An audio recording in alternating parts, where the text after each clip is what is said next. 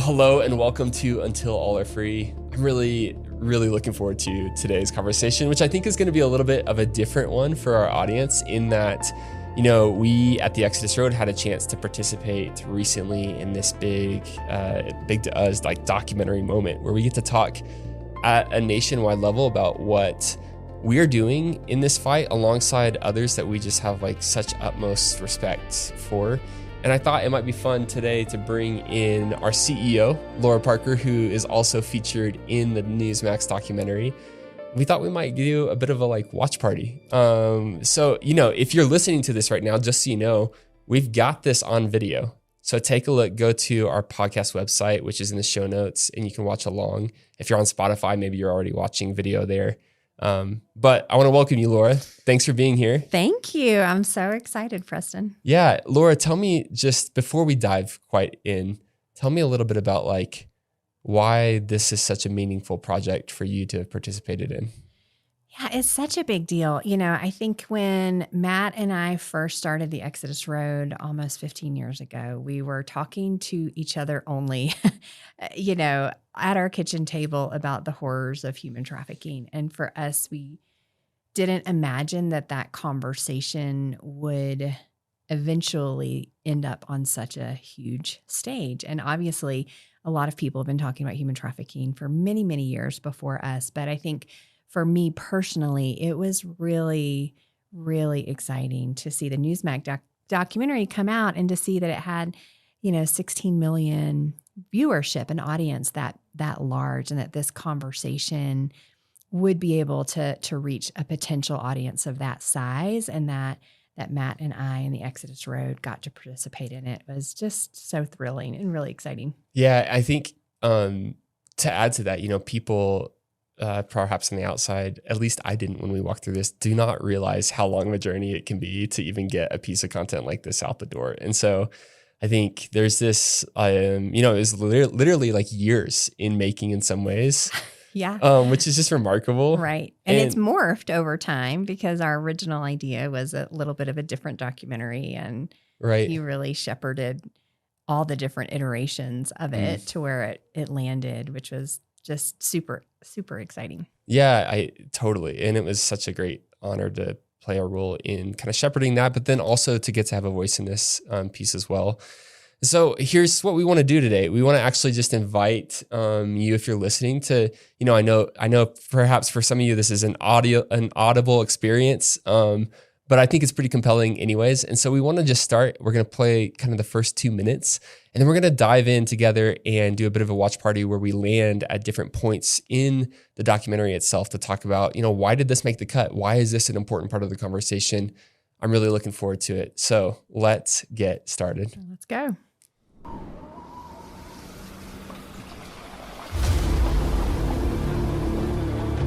Drug cartels and syndicates, they're manipulating and coercing people, false promises of coming to the United States and continue their illicit criminal enterprises. Holes in border security, it allows for more criminals to make their way across the border.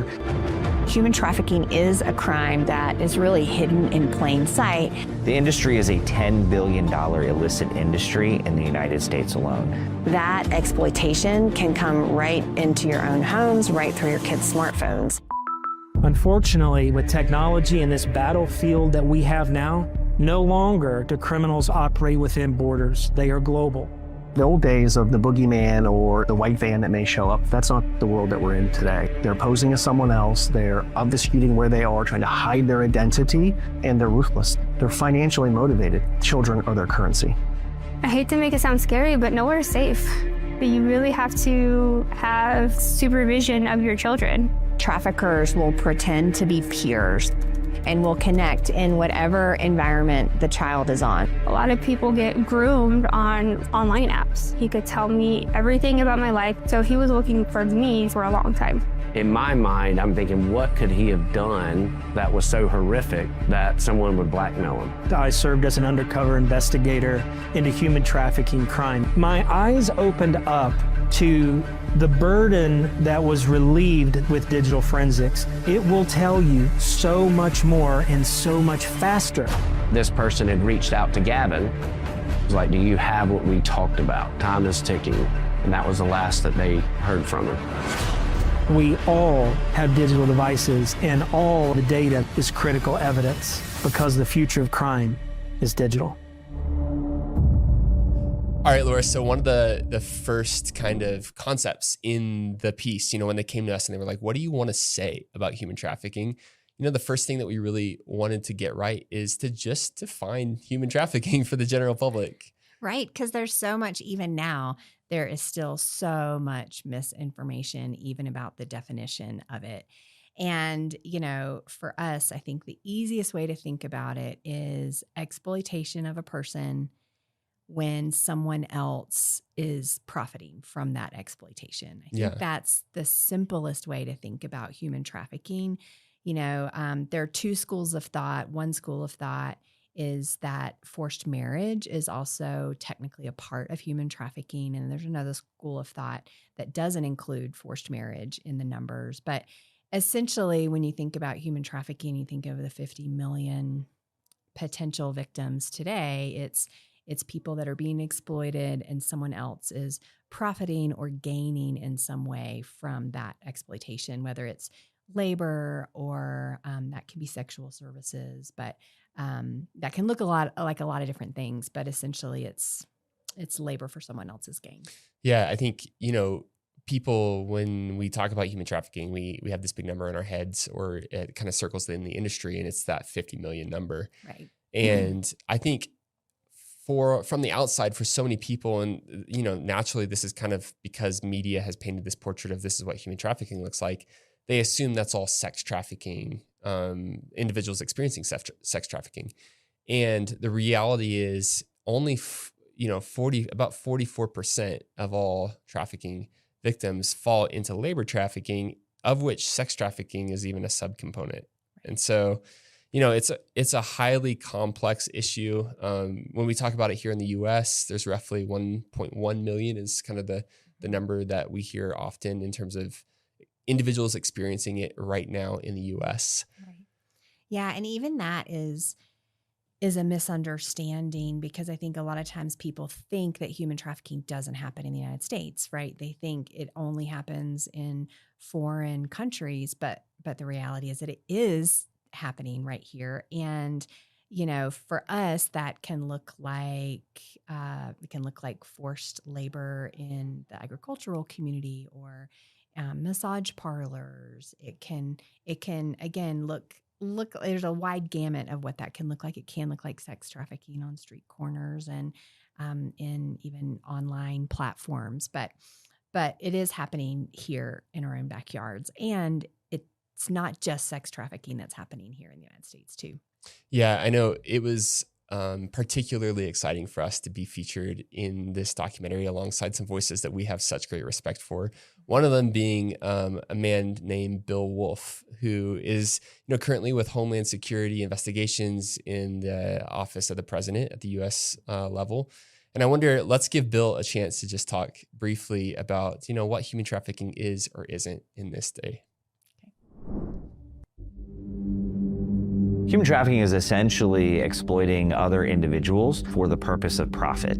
In its simplest terms, human trafficking is a crime where a trafficker exploits and eventually profits from an adult or a child through and by the means of either labor exploitation or commercial sexual exploitation. Especially now in this digital area where we're seeing human trafficking moving online, it's really opening up the gamut. Most people think that human trafficking is a problem that only happens somewhere else. It doesn't happen in our own backyards. But the truth is that human trafficking is a very real and present danger. Estimates are that over 1 million individuals right now in the U.S. are human trafficking victims. A lot of people think of human trafficking under this idea of force, that we are abducting people, we're locking them in basements, chaining them to beds. The majority of cases that we see, particularly here in the United States, it's coercion, it's manipulation. All right, so we see and we hear there this definition from Bill. We heard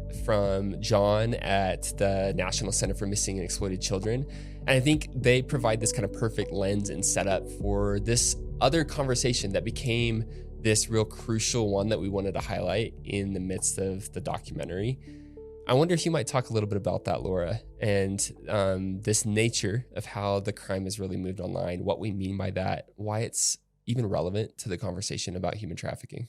Yeah, we started when we started at the Exodus Road about 15 years ago. We only did human investigations. We would have officers that would have to go into a physical location and verify sexual exploitation. And it's so interesting because as we were watching our own data coming from the field with our law enforcement partnerships and our own casework, we started seeing that 72%, 73%, 75% of all cases year over year had an online or social media component. Yeah. And it was this trend that we first started seeing and really paying attention to because it came to our own front door. It was happening in our own casework. And so we really started looking at, okay, what does it look like for us to pay attention to the trends and to pay attention to the fact that now online exploitation is really a key mechanism in most exploitation that happens and most human trafficking that happens. There's some kind of social media or online component. And so that's really where we started looking at, okay, well, how does that intersect and interplay with students and vulnerable populations right here in the United States? Yeah.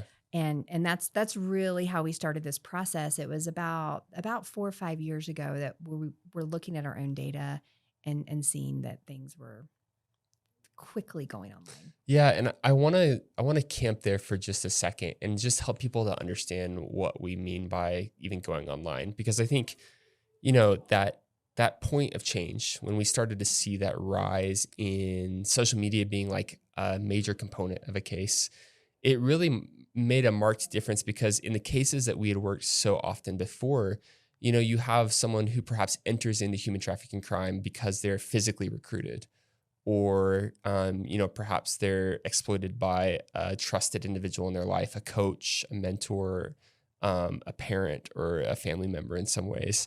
And so, what we say and what we mean when we say, hey, our cases started to have this online component is the normal everyday social media spaces that we all inhabit, things like Facebook, Instagram, Twitter, or X, Snapchat. Yeah. They all become this space where actually that initiation point happens, right?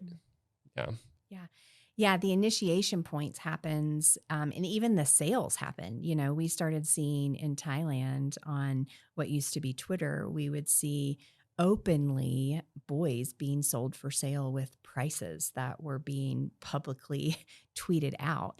And so I think there is the initiation factor of the online space, but then I think also what we're seeing with the rise of sextortion and some of these other crimes that human trafficking actually happens online too. And we started seeing the rise of facilitation of it. Yeah, the facilitation of it, webcam studios where girls are forced to do live sex acts as human trafficking victims, and they never left one room in one house. So I think that the online component is a really terrifying one, because the scale of the problem all of a sudden starts to just exponentially multiply. Right. And when we talk about the online exploitation of children in the U.S. and its relevance to like human trafficking as a conversation, is that kind of portrait of like webcam modeling, that kind of stuff, is that what we are seeing a lot of in the U.S., or what does it look like here in the States predominantly? Yeah, it can definitely look like that. It can also look like sextortion. So it can look like a 17-year-old that is convinced from an online predator to send a photo of himself or herself.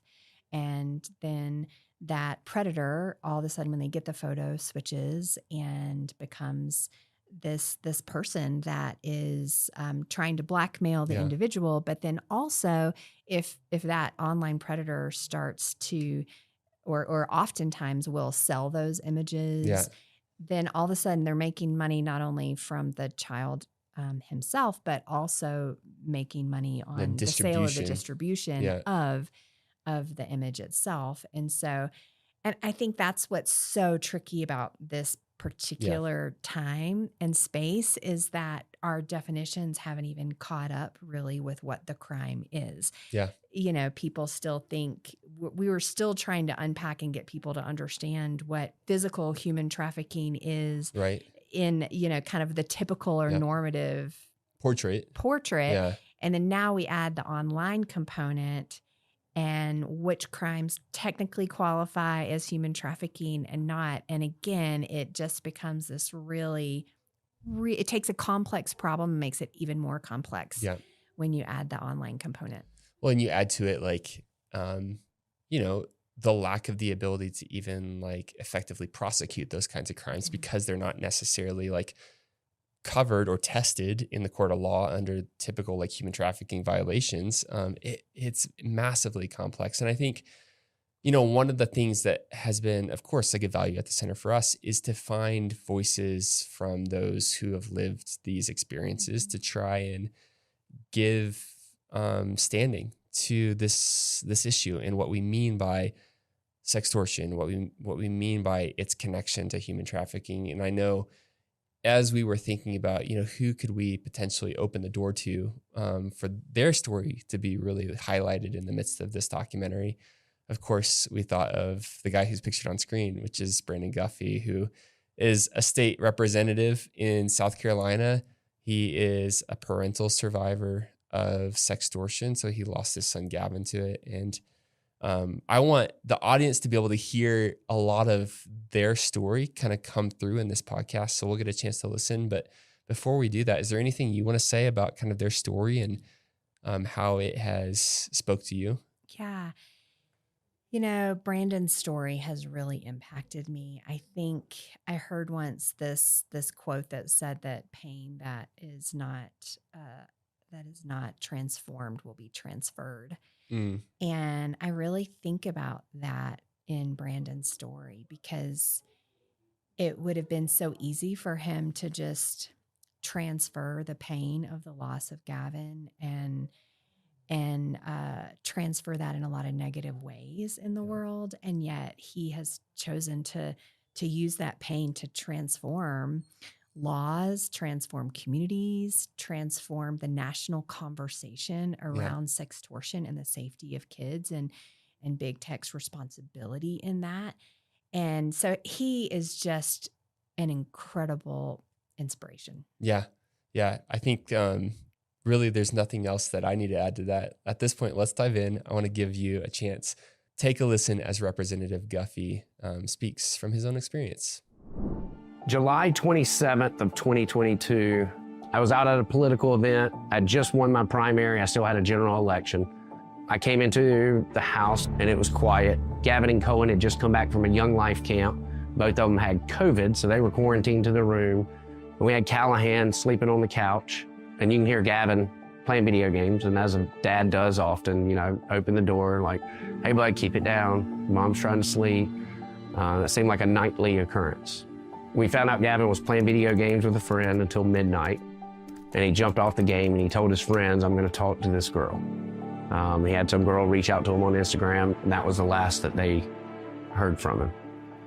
Gavin sent out a less than 3 sign on a black screen, just very small, and it was just a heart. And he sent it out to friends just as a way to say, I love you. And this person had reached out to Gavin, and this one comment, Bella Janet 30, was like, do you have what we talked about? Time is ticking. But I learned at that time that he was being blackmailed for something. In my mind, I'm thinking, what could he have done that was so horrific that someone would blackmail him? That this was someone that contacted him on Instagram, started up a conversation. I think the first message was, hey, you're cute, are you in the military? Which if you look at pictures of Gavin, he had this massive head of hair. They began strike conversation, which caused Gavin to get off the video game with friends. So they had sent over pictures, requested pictures, and then as soon as he sent over pictures, they began to blackmail him and tell him that if he didn't pay them, that they were gonna make these go viral. He paid a little bit of money. I think it was $25 he sent out via Venmo, but of course that wasn't enough. But this crime is so horrific, it targets your shame. And I heard Gavin, I kind of seen him leave his room. Something just told me to get up and go check on him. I got up, ran to the bathroom door, yelled his name, didn't hear anything, and I immediately shouldered the door in. So Gavin had just walked into the bathroom. By 1:40 a.m., he had taken his life. At Gavin's funeral, we wanted it to be about him. And Gavin was the type that would never wear a suit. So we had t-shirts made with the lesson 3 and Gavin's signature goop on them and passed them out to everyone. We get out there, and as we're doing the burial, it was Callahan, me, and Cohen. And Callahan was the first to put the dirt on the grave. And as we started passing shovels around to allow other men to go about it, Callahan never gave up his little shovel. And I said, "Are you all right, buddy?" And he said, "Yeah, help get the yucky out." And it was one of those aha moments that I just realized that in order to change an emotion, you can create motion. And it was part of the grieving process. We can't save Gavin, but this could save the next kid that's in this situation. I felt a responsibility at that time. Like, we've got to stop this from happening. And I often say the one thing God blessed me with is a big mouth and getting the word out. Obviously, there's so much to glean from, to hear from Brandon's story and Gavin's story and their family. And I don't want to give the audience too much. We do want you to go and watch it. We do want you, and we're going to tell you all about how you can find it. So if you're like, hey, I need to hear more from that, great. That is the idea. But I want to keep moving forward in this conversation together, Laura, and talk about kind of this opportunity that we had to illustrate the importance of technology in the role of investigations, to illustrate the importance that we feel as an organization still doing human intelligence and open source digital intelligence work as we support law enforcement. And I think one of the things to certainly bring up is the role of our co-founder, Matt Parker, who's also in the film. Do you want to talk a little bit about, just Matt's background and experience and what he brings to this particular piece? Yeah, I have a strong liking for that one. We've been married almost 30 years now. And we have walked such a long journey in this road of work. And it's been really inspiring to me to watch him continually innovate and continually be on the leading edges of what it means to impact this crime effectively. And, he got his start as a human intelligence operative and did that exclusively really for about 10 years. But it was really in the last 5 years that he has really pressed into what does it mean to leverage technology to more quickly and more efficiently gather evidence. Because the difficult thing about human trafficking crime is that so often it requires the testimony of a survivor. And there's so much complexity in that because so often the survivor is not present at the time of trial, or so often there's so much complexity, the survivors unable to take the stand or unwilling to take the stand, understandably. And so this idea of what does it look like to gather digital forensics evidence and how do we leverage technology to build stronger cases that can actually get prosecutions of human trafficking crime. That was really the problem that he started out solving several years ago when he was working with Celebrate. Mm-hmm. And I know that he shared about that case before on the podcast, but I think that particular technology is so valuable because it really extracts with law enforcement all the evidence that are on everyone's phones. And there's so much irrefutable evidence on all of our phones. And so this reality, I think, for us is, what we have found is how do we take what we've really spent years and years becoming experts at, which is human intelligence, and how do we marry that with open source intelligence, and Yeah. then how do we add to that digital forensics? And all of a sudden we have this triple threat of investigations that is really helping law enforcement cases worldwide. Yeah. And I think, so often people ask, they're like, well, don't law enforcement have, why do they really need you to do that? Mm-hmm. And I don't think that the average person understands just how overwhelmed law enforcement is globally, and what the role is of citizens, which is what we are, to help augment and support that effort. And I know we talk a little bit about that, but tell me a little bit about why is it that 15 years in, the Exodus Road is still very committed to playing that role of really effective citizens? Yeah, one of our values here is we do hard things on purpose. And it is really a hard space to dig into and to become experts at and to work alongside law enforcement in effectively. And we've really seen that a lot of nonprofits over the years, understandably, have shied away from this part of the work, the intervention part. And for us, we do hard things on purpose. We understand it's a gap of a huge need that law enforcement has globally how do you find and free those who are current victims, those 50 million, and how do you really impact justice systems in the process of that to really impact the crime itself globally? Right. And we just, as we were doing an assessment on what's the role that we could fill as an organization, we kept coming back to, okay, this is the point where one of these sectors' greatest needs meets with our expertise and meets with our organizational will to do hard things on purpose. So that's why we're still in the work of supporting law enforcement in intervention cases. I feel like that is a great tee up to this next section. I want to give the audience this chance to hear from Matt about the role of cyber intelligence technology, like what Celebrite provides. And Matt is really representing Celebrite in this piece in a really strong way. And then that'll kind of segue straight into the work that we're doing in the undercover environment as well. So let's take a listen.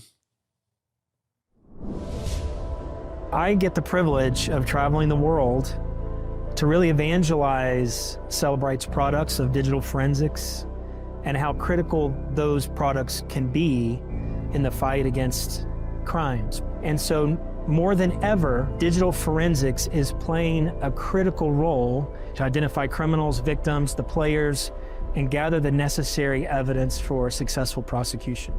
We may receive a tip that comes in, and what we do with that information looks like this. We assign it to our investigative team that is both human intelligence investigators as well as open source investigators that are experts at scouring the online world to find the evidence that they need that human trafficking crime is taking place. And what we do is we develop a comprehensive target package, sometimes utilizing technology from partners like Celebrite that help us to actually take devices and to mine all of the available data from that device to prove that exploitation is taking place and to explode to the network of individuals involved in that crime. That allows us to build this comprehensive target package that then we're able to provide to law enforcement that compels them to act. It gives them the tools and the evidence that they need to then go to a local prosecutor's office and say, hey, we have this crime, we're ready to move, we're ready to make an arrest, we're ready to intervene. Will this case stand up in court, and can we push this forward together? So this is what we call our ops room. This is where we support global operations, both here in the United States and in other countries. We use different technologies and software and systems to track our investigators, to support them in real time, using open source intelligence. This is where the action happens. These are the two women that our team purchased, actually, which were the targets of this operation. They were both having their virginity sold. We only allowed what we call Delta Blacks, which is our highest level of investigator that would go into the highest risk situations. We want them to be super comfortable with their camera usage, the different types of cameras that they might need to employ depending on the conditions that they're filming in. A lot of what we do in the undercover space kind of relies on being able to be comfortable, act natural, and be seen as just someone that's in the background. You're getting footage off of body-worn camera. She just got handed a laser. And what she's doing is she's using this laser right there to actually point out the girl that our investigators have been targeting with law enforcement to help pull out of the establishment. It's a crucial piece of evidence as well. Yeah. To be able to show that there's an element of control, there's an element of sale. Yeah. And I think later we'll even be able to capture the exchange of money. And this is the moment when our investigators are sitting with these young women. The alert to law enforcement to enact the raid is about to happen. You have all the parties involved in the sale of these girls together with our investigators. Money begins to be exchanged, and she pauses to mark that she's received the funds for each of the girls. The state marshals enter the premise alongside local police and police dedicated to an anti-human trafficking task force. We have law enforcement actually frisking investigators. We never blow our cover in the undercover setting. We never reveal our true intentions to survivors that we sit with. At this moment, SWAT are actually frisking our guys, which is part of our plan to make sure that their cover's not blown. These two vans were actually coordinated by our team. They were set to carry out what would become 39 women that were removed from this establishment. The scenes of handing over money, right, to traffickers, but it was marked, and at the end of that investigation, that is not money that goes to the trafficker. Down to those details of, are we making sure that we aren't perpetuating the very crime that we're trying to investigate? Technology's really becoming center stage in global investigations of human trafficking or crimes against children. And the reason is so many crimes, over 90%, involve some digital component, a cell phone, a computer, a chat room. And so more than ever, digital forensics is playing a critical role in cases to identify criminals, victims, the players, and gather the necessary evidence for successful prosecution. I have a unique background because for 15 years I served as an undercover investigator into human trafficking crime. And so I've spent a lot of time on the ground befriending traffickers, learning their patterns of criminal activity, identifying children being bought and sold, where and how much, and then partnering with law enforcement to conduct a recovery operation. And in 2013, I was introduced to Celebrite, and I had no clue what digital forensics was, and certainly couldn't forecast the critical role digital forensics would play in my own investigations into human trafficking. Organizations like Celebrite, who offer forensic tools for law enforcement to be able to go through cell phones and laptops and other pieces of electronics. And as an investigator, for me to manually try to go through that, it would be impossible. So being able to employ some tools, and now in today's day and age, employing AI tools to help sort through and sift through so much data and information that's available to law enforcement officers. That allows them to do the real job of supporting the victim and arresting the suspects. Obviously, it's a pretty sobering kind of moment to see that footage or to hear that scene even. And, in that scene, I was actually describing that case. And I remember, Laura, actually the moment when that case happened, we were here in the office, you and I, it was like early one morning, in this case, which was one of the fastest cases in the history of the Exodus Road, was just about to really take off. Law enforcement were going to begin to act. And there's a lot of humanity that's felt in that moment. And I wonder if you might even just reflect with me back on, what was it like to be sitting in the room? What were you thinking about? Take us back into that case as it unfolded. Yeah, that was a really special one. We were here, I don't think it was 6 something, and in the morning, and we were in the ops room, and we were watching things unfold, and we were in close communication with the team. And I think there are these two parts of my head and my heart in those operations. Yeah. I think my head is focused around, okay, what are the risks to those involved, both the survivors and the law enforcement and our own teams, and have we thought through the mitigation of those risks? And there's this tensity of kind of sitting on the edge of your seat, just kind of sick to your stomach a little bit, like hoping that things will go well and will go according to plan. And I think at the end of the day, there's so many things that can go wrong on every single case. And I think paramount is people's safety. And so I think that is definitely the leading thought or concern or worry in my mind. But then I think the other part is just the heart side, which is the humanity side. And I think about what in real time as something is happening in a location far away from me. What are these young women experiencing when law enforcement storms into their place, their everyday world. Their everyday world. And what's the fear that they feel and the panic that they feel. And I think about the law enforcement, so many times law enforcement have to overcome so much just to get to the point of a successful mission or operation. And what are they experiencing? And then what is their personal risk? What is their personal risk, right? And professional risk sometimes too, if there's corruption involved. And then I think about our own teams, obviously, and I know these people by name, and they are part of the Exodus Road community, and they have sacrificed so much to be in this moment in time. And I think about their families and their spouses and their kids and their own mental health and what this particular operation, how it might impact them. And I think for this particular operation, Matt was the lead investigator. And so he was there. And I just remember specifically watching as we did video calls throughout leading up to that particular operation. And then right after, he just looked tireder and tireder and tireder and tireder. And he was just exhausted. And I think in that moment, it was somehow holding the tension of all of those, all of the things that could go wrong from both a human perspective and a risk mitigation organizational perspective.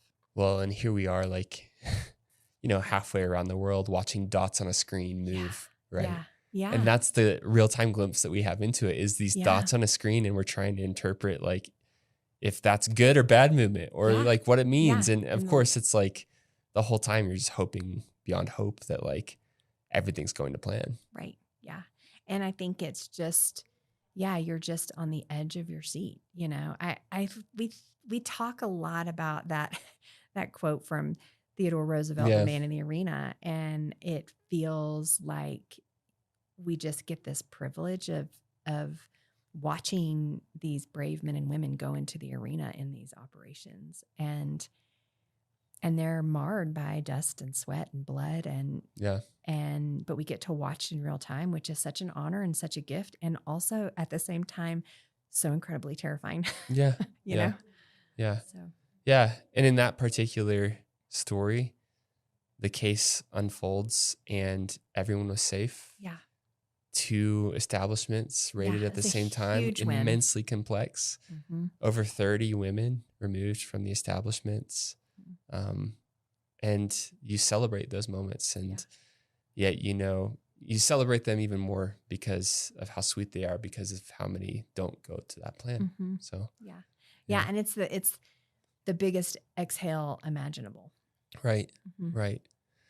I wonder, as we think about this documentary, Stolen Lives, and the other voices featured, and one that we haven't yet talked about is Brandy, who is a sweet survivor, friend, and advocate of ours here at the Exodus Road. She's a Coloradan and is not very far from our office. What is it like to know Brandy, to see her as she kind of extends this hand backwards? And then we'll give the audience a chance to listen in as Brandy tells part of her story directly.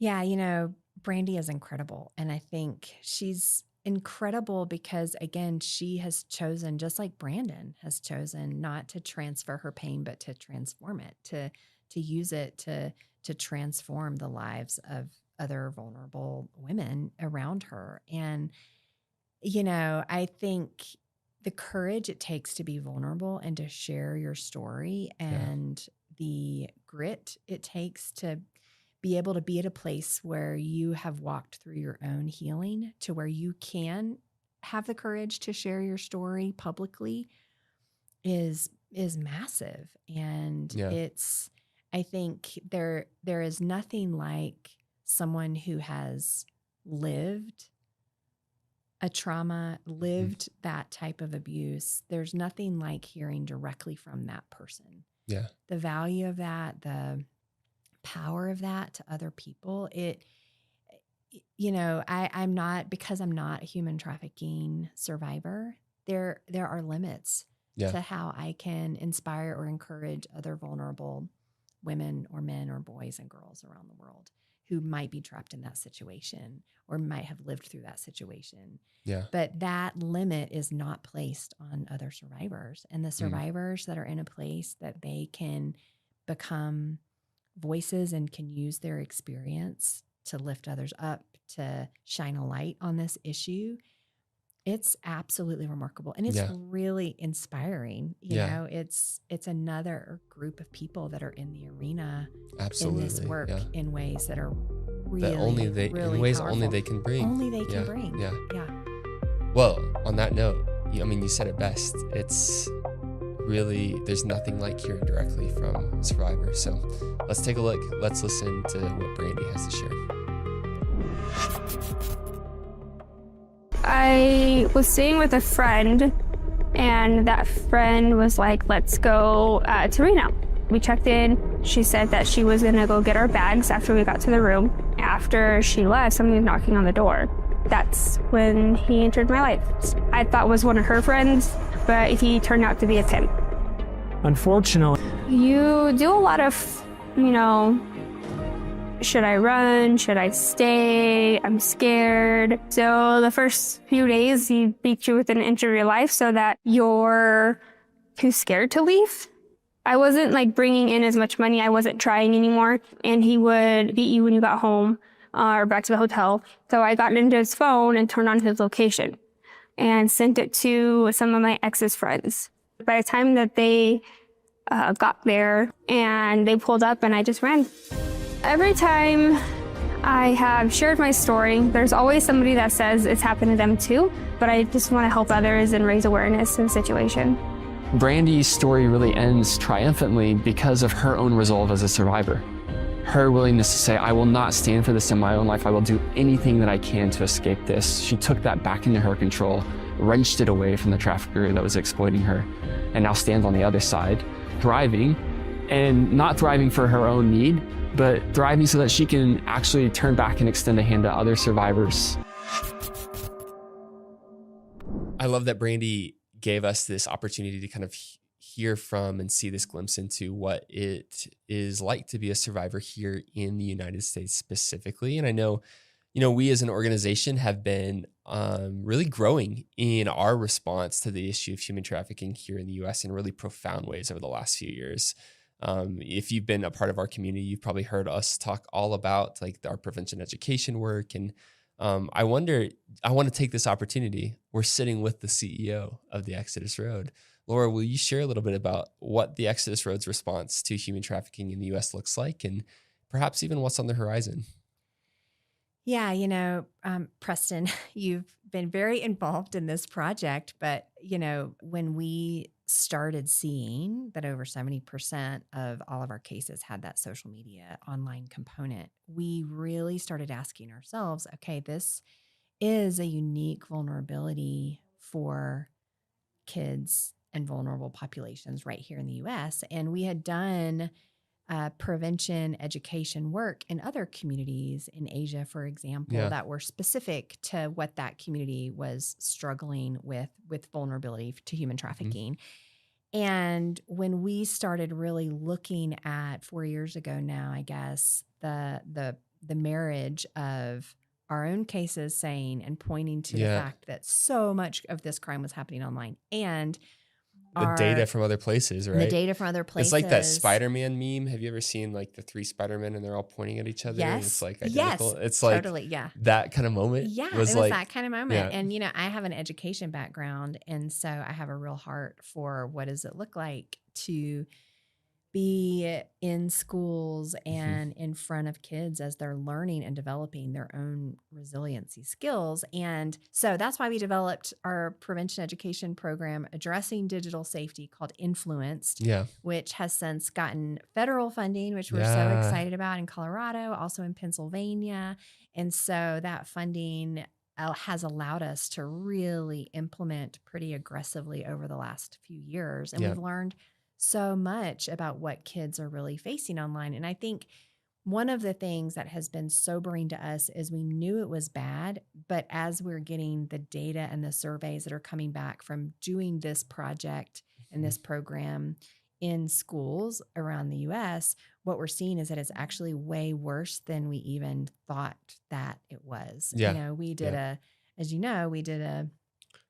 program in a health class here in Colorado. And, you know, it had 95 kids in the class and they reported 105 instances of online predation in one class. And so we're really, really passionate about that because I think this space is so complex and it's going to take a lot of time and a lot of resources to equip us to really combat it in a criminal area and with tech, with laws. All of that is going to take time. And so we just believe if we can get in front of it, we can help students and families protect themselves. And that actually is a really smart way to fight the rise of exploitation. And we've talked, you know, I think I actually talked with Matt on the podcast a little bit about this idea that, you know, for so long, we did a really great job in America at addressing like protecting kids in physical neighborhoods. So I remember as a kid of the 90s, like, you know, just growing up with like the DARE program and knowing like stranger danger language and like all of these things.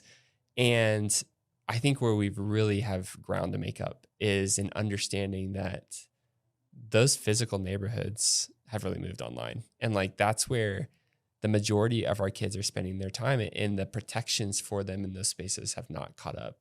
And it's going to take an absolute like coalition of people involved. And it's going to take, you know, parents, but it's going to take anybody who has kids in their life involved in really intentional and, just focused ways.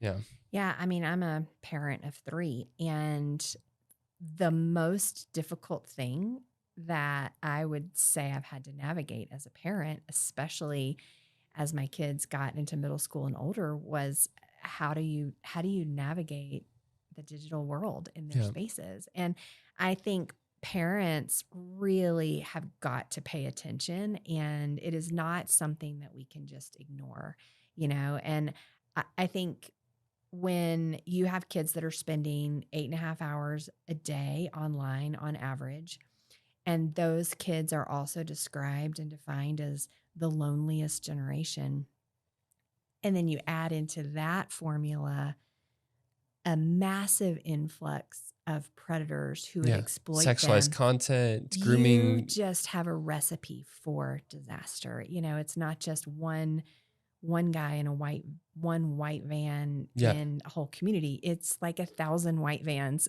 in digital neighborhoods that are opening their doors and offering candy to our kids. And we have to be paying attention to it. So I think for us and for me personally as a mom, it's one of the reasons I'm really passionate about our program addressing that very thing. And if we're listening, our kids are crying out and asking that we help them address it. I think that's the really unique thing is like, as we've sat across from young people, I hear so often this like level of maturity from them that says, oh my gosh, this is not the world that we want to live in. We actually really want this to change.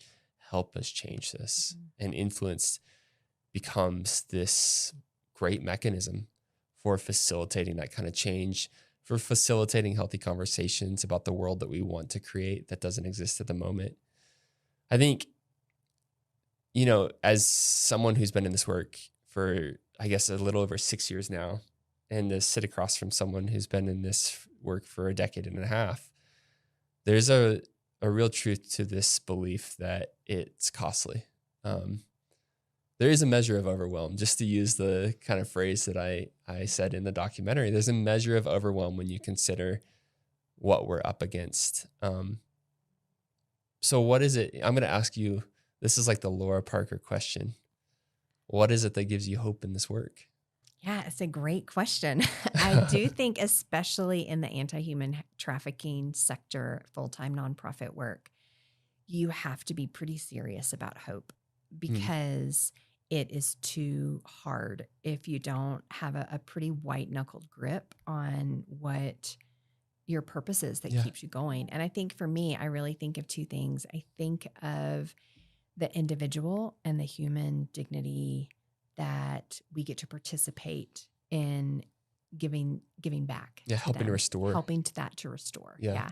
I think for me, when I think about the huge numbers, or I think about systemic change or cultural change, that is all very encouraging, but it's slower and it's harder to wrap your head and heart and mind around. But I think when I think about the one, and I think about the individual survivor at Freedom Home, or I think about, you know, the Valentina. case story, Valentina, or I think about a case story that I read just last week about a survivor that got to go back home to her family. I think about those individuals and I think, okay, we have an opportunity at some level to give some dignity back to them. They were treated, they were bought, sold, exploited, treated like a commodity, and we got to say, no, actually, you're a human being, and as a human being, you deserve dignity and freedom. And you have such power. Yeah. And that work, wow, that is magnetic. That's it. That is magnetic. Yeah. And then I think the other thing I really think about is I oftentimes will go back and I'll think about the hope that I see played out in the arena, because I just see so many people continuing to step into that arena to great cost to themselves. And it's not an empty arena. There are so many different people that are in there fighting for this work. You know, it's advocates and survivors and donors who are giving generously, and our frontline investigators and our social workers, and so many people, other nonprofits, college students writing papers about it.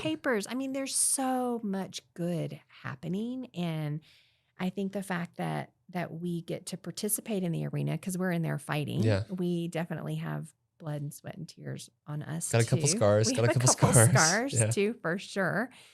But it's the fact that you look side by side and we're not out here by ourselves doing it. There are a lot of incredible, remarkable people that are swinging swords right alongside us. You know, I say it, I think in the doc, but it's this idea that you can look out at the issue and just simply say, it's too much.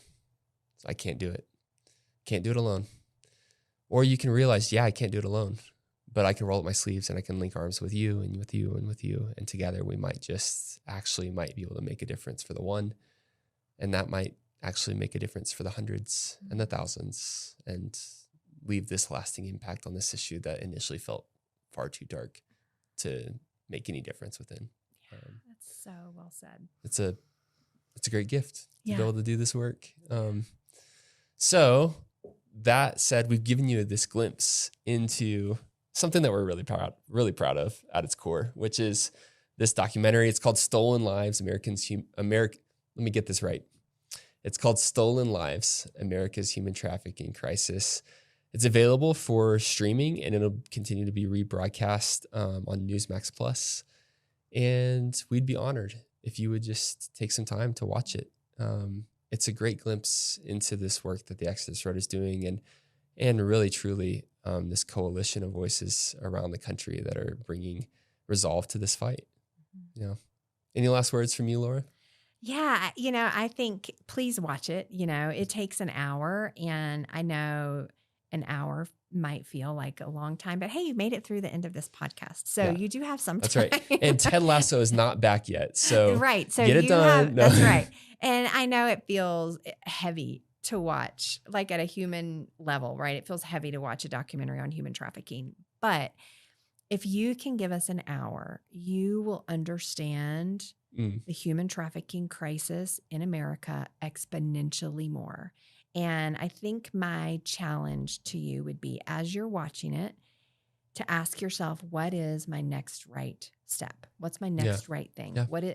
Right. You don't have to solve all of it, but you do have to do one thing. Just do one thing and ask yourself, what's my one thing? And then just do that thing, whether it's, there's a million different things you could do. Research human trafficking in your city or in your region. Yeah. Look up and see if there's a nonprofit contributing to the response. There's so many great next steps. So many things you could do. You could check out our Parent Academy at Influenced and learn about how to protect kids in your life. You could talk to your kids about technology and online exploitation. So many different things you could do. But I would say just do something. Yeah. And then after you do that one something, then ask yourself, what's the next thing? Right thing? Yeah. What's the next right thing? That's right. Well, Laura, thanks. It's been a pleasure. Hopefully, if you're listening to this has been a little bit of a fun, kind of different episode on the Until All Are Free channel. And we'll have you back again soon on a totally different topic, Laura. But it's been a great pleasure to have you with us today. Absolutely. It's always an honor, Preston Goff. All right. This has been Until All Are Free. I'm your host, Preston Goff. This podcast is produced by The Exodus Road, a global anti-human trafficking nonprofit organization with a vision for a world where no human is ever bought, sold, or exploited. If you're curious to learn more about what it's like to fight human trafficking worldwide, to hear from investigators on the front lines of this issue, to hear from trauma-informed aftercare professionals, to hear from survivors themselves, so you can learn more about all of our work by visiting theexodusroad.com. We're also at The Exodus Road on Facebook, Instagram, LinkedIn, TikTok, Threads, Twitter, all the major things. If this episode moved you, I want to invite you to share it. Send it to someone who needs to hear it. And of course, you can find and follow the show wherever you listen to podcasts. New episodes come out every other Friday. And one last thing, if you've not had a chance to join our community on social media, we have new Until All Are Free social channels on Instagram, on TikTok, and on YouTube. And it's a space where I'm regularly posting clips from these episodes, but also behind the scenes content and teasers of what's coming next. I'm even polling and working with the community there to really determine what the next stories that we're going to cover on Until All Are Free look like. So if you want to have a voice in that and help shape the future of this podcast, I'd invite you to come and join us there. Just search Until All Are Free podcast on Instagram, TikTok, or YouTube. Until next time, thanks for listening.